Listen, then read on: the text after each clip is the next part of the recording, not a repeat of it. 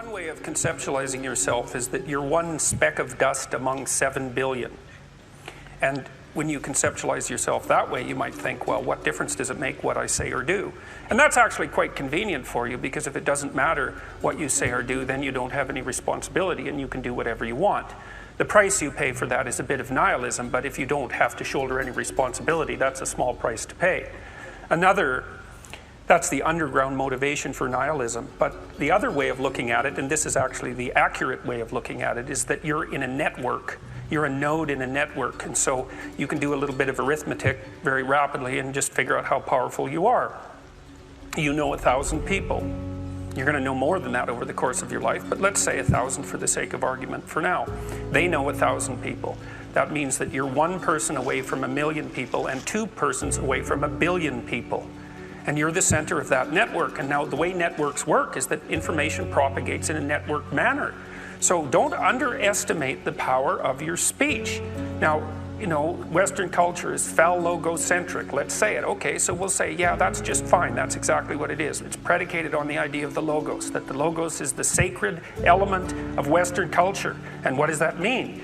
It means that your capacity for speech is divine. It's the thing that generates order from chaos and then sometimes turns pathological order into chaos when it has to. Don't underestimate the power of truth. There's nothing more powerful. Now, in order to speak what you might regard as the truth, you have to let go of the outcome. You have to think, all right, I'm going to say what I think, stupid as I am, biased as I am, ignorant as I am. I'm going to state what I think as clearly as I can, and I'm going to live with the consequences no matter what they are. Now, the reason you think that's an element of faith. The idea is that nothing brings a better world into being than the stated truth. Now, you might have to pay a price for that, but that's fine. You're going to pay a price for every bloody thing you do and everything you don't do. You don't get to choose to not pay a price. You get to choose which poison you're going to take. That's it. So if you're going to stand up for something, stand up for your truth. It'll shape you, because people will respond and object and tell you why you're a fool and a biased moron and why you're ignorant. And then if you listen to them, you'll be just that much less like that the next time you say something. And if you do that for 5 years, you'll be so damn tough and articulate and able to communicate and withstand pressure that you won't even recognize yourself. And then you'll be a force to contend with. It's almost impossible to provide people with enough protection so that they feel safe to speak. Okay, so we'll address that directly. It is not safe to speak, and it never will be. But the thing you got to keep in mind is that it's even less safe not to speak, right? It's a balance of risks. It's like you want to pay the price for being who you are and stating your mode of being in the world, or do you want to pay the price for being a bloody serf, one that's enslaved him or herself? Well, that's a major price, man. That thing unfolds over decades, and you'll just be a miserable worm at the end of about 20 years of that, right? No self-respect, no power, no ability to voice your opinions, nothing left but resentment because everyone's against you, because of course you've never stood up for yourself. It's like, say what you think carefully, pay attention to your words. The price is, it's a price you want to pay if you are willing to believe that truth is the cornerstone of society. And in the most real sense, if you're willing to take that leap, then tell the truth and see what happens. And nothing better could possibly happen to you. There'll be ups and downs, and there'll be pushback, and there'll be controversy and all of that, but it doesn't matter. The truth is what makes the world, the truth is what redeems the world from hell. And that's the truth. And we saw plenty of hell over the last 100 years, you know, and we haven't learned a bloody thing from it. It's like, wake up, tell the truth, or at least don't lie, if that's a start. You should concentrate on who you should become, especially if you're young. And so let's say you're miserable and nihilistic and chaotic and depressed and all of that now, and you have your reasons, you know, terrible parenting, abuse, all of those things. It's like, well, you should feel good about yourself. It's like, no, it's not the right message. Is that it's more like you should understand how much potential there is within you to set that straight. And then you should do everything you can to manifest that in the world, and it will set it straight. And that's better than self-esteem. It's like you're in a crooked, horrible position. Okay, fine. There's a lot of suffering and pain associated with that. Yeah, you can't just feel good about that because it's not good. But you can do something about it. You can genuinely do something about it. And I think all the evidence suggests that that's the case. Yes. So I'm telling young people, look, no matter how bad your situation is, I'm not going to pretend it's okay. It's not okay. It's tragic, tainted with malevolence. And some people really get hurt by malevolent people, like, terribly hurt. Sometimes they never recover. It's really awful. But there's more to you than you think.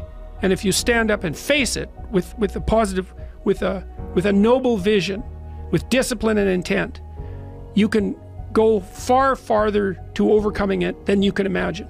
And that's the principle upon which you should predicate your behavior. And I think that one of the things that's really nice about being a clinical psychologist is that this isn't just guesswork. Like, one of the things, we know two things in clinical psychology. One is truthful conversations redeem people. Because if you come to a clinical psychologist whose worth is salt, you have a truthful conversation. The conversation is, well, here's what's wrong with my life, and here's what caused it. Maybe it takes a year to have that conversation, and both of the participants are doing everything they can to lay it out properly. Here's how it might be fixed. Here's what a beneficial future might look like. And so it's a completely honest conversation if it's working well. And all that's happening in the conversation is that the two people involved are trying to make things better. That's the goal. Let's see if we can have a conversation that will make things better. Okay, so we know that works. It does make things better. And then another thing we know is that, well, let's say there's a bunch of things that you're afraid of that are in your way. So you have some vision about who you want to be. Maybe you have to, you want to be successful in your career, so you have to learn to talk in front of a group. It's like, okay, well, you're afraid of that. It's like, no wonder, you don't want to be humiliated. So, okay, so what do we do about that? Well, maybe we first get you to speak in front of one person, and then 3 people, for 5 minutes, and then for 10 minutes. Like, graduated exposure to what you're afraid of. Voluntary graduated exposure to what you're afraid of is curative. And that's true. It works. The documentation is in. It's how people learn. So to tell people that if you confront the world forthrightly, if you speak the truth, and you expose yourself courageously to those things that you're afraid of, that your life will improve, and so will the life of people around you.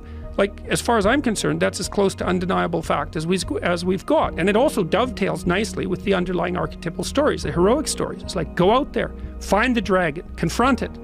It's a dragon, it might eat you, it's dangerous. But it's worse to cower at home and wait for it to come and devour you. Go out there, confront it, get the gold, share it with the community. It's like, yeah, it's the oldest story of mankind.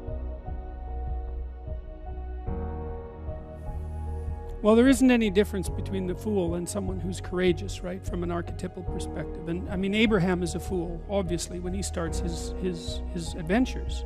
I mean, the story lays it out in that manner. He's far too old to be leaving home, for example. He's a late bloomer, and then he has a lot of catastrophic adventures along the way. And certainly you could imagine that had you encountered him when he first encountered the famine in the land of strangers, when he first went out, that the idea that he had followed his misguided intuitions would have been self-evident. But in the Abrahamic stories, there is this call to get out and do.